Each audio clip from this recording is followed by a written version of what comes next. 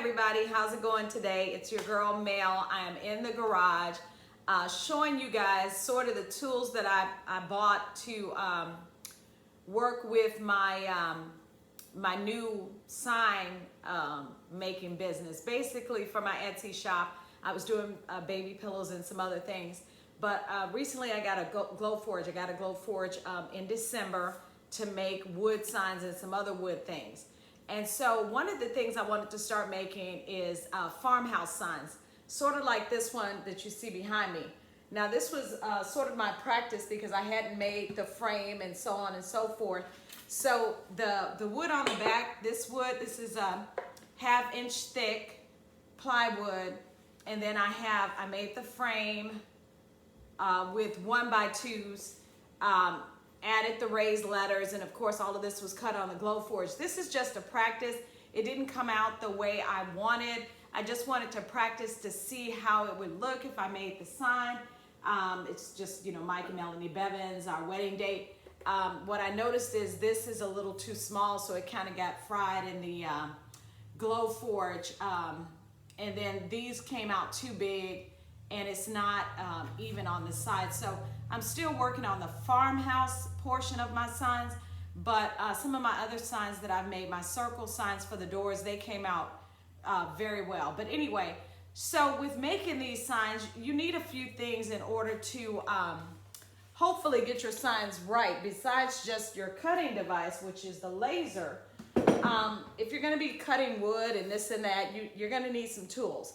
Now, because I'm not rich, I went out and I did get tools, but I didn't buy like the most expensive tools ever, which may or may not be a problem. So when you're buying tools, if you're gonna be doing this a lot and this is gonna be your job, you may wanna get more expensive tools than I did.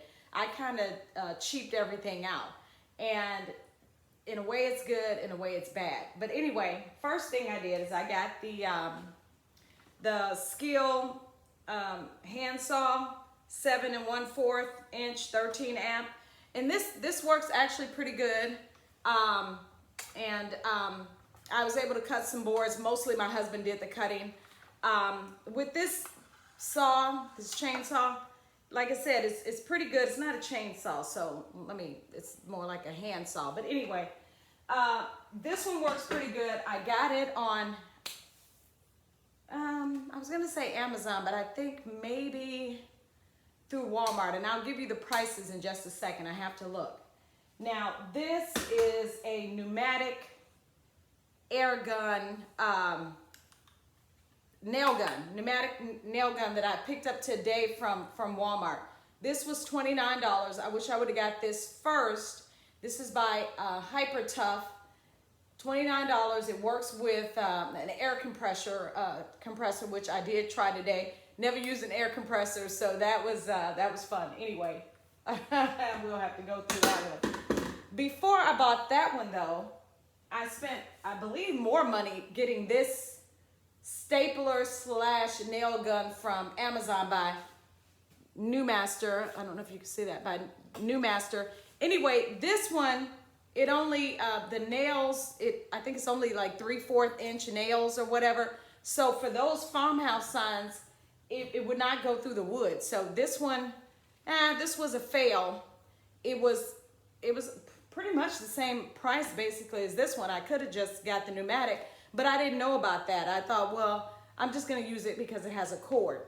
So when you're deciding on like your tools and materials to get that's gonna help you with your woodworking business, make sure you know what you need before you buy it. Because a lot of times what I do is I just buy stuff and then I'm like, oh, I got the wrong thing. I need something else. Here's another thing that I purchased.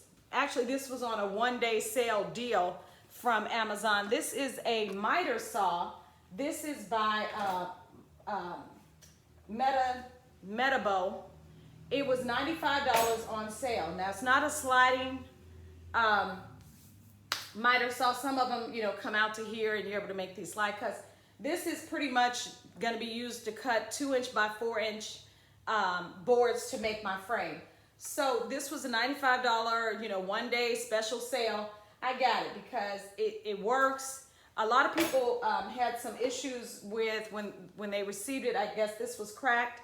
On mine, it's not cracked, so I did not have a problem. It came, you know, it came very well. Now, they were also complaining about this being loose, but if you go slow enough and bring it down, no problem. I cut some boards yesterday. Great, no problem. Also, if you're doing wood, you're gonna need probably a sander, right? Well, sorry about that. So I purchased another from Hyper Tough. This is a 20 volt, 5-inch circular sander. Works pretty good. I mean, I gotta get better at sanding stuff because, you know, when you sand, there are different grits for your sander, you know, 120, 220. The lower the number, the less fine the sand.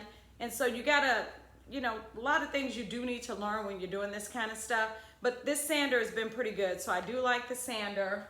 I was happy with my $95, this thing was $95 on a one-day clearance deal, miter saw. However, with this miter saw, probably would have been better if I would have gotten the sliding miter saw, which comes out a little bit more. Then I could have cut like thicker pieces, you know, thicker pieces of wood that came out a little bit more with this saw instead of pulling out the other saw and, you know, and having to use that by hand.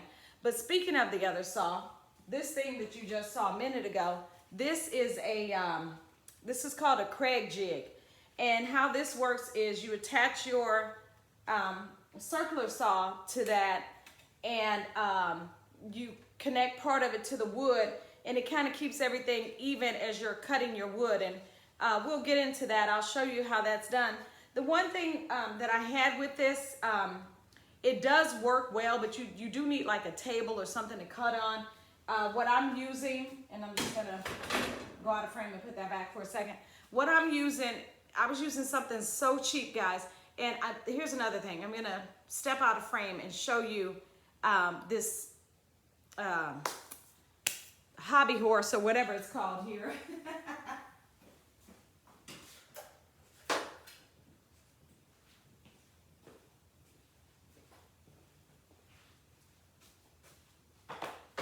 So I bought these cheap sawhorse deals. There's plastic cheap things.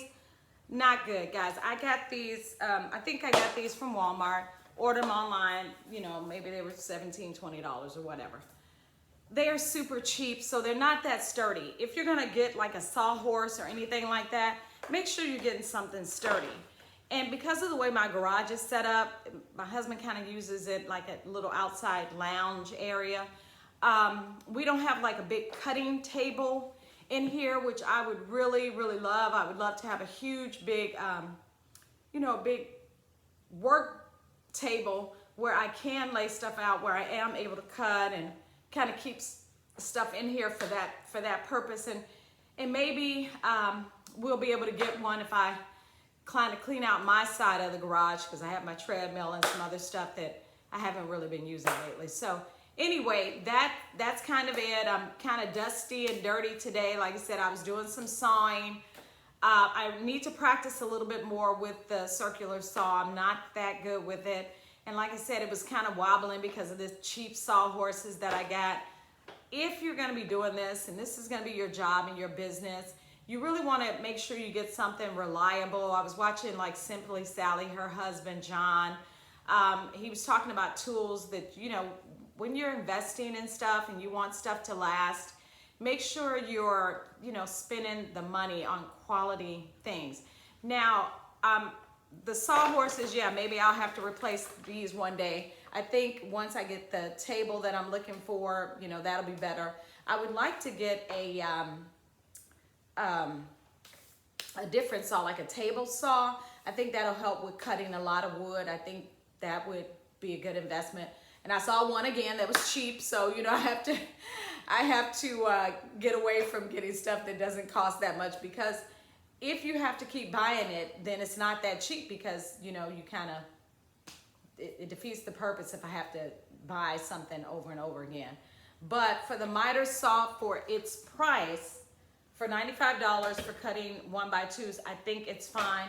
Like I said, had I really thought about it, I would have spent a little bit more money and got one that cut a little bit longer left, the sliding one where the blade actually slides and comes down and you can cut bigger pieces of wood. And I think that would really work for my signs. I will keep you posted. We'll, you know, I'm gonna be doing videos, more videos on like my process, how I'm cutting the wood, what I'm doing. I feel like people probably wanna know and they wanna be able to see that kind of stuff. So I hope that you enjoyed this video, guys. Sorry about the lighting and everything. Like I said, I'm in the garage. I probably look like a bum, but hey, there you go. Anyway, I hope you like this video. If you do, please give it a thumbs up, and I'll talk to you later. Bye.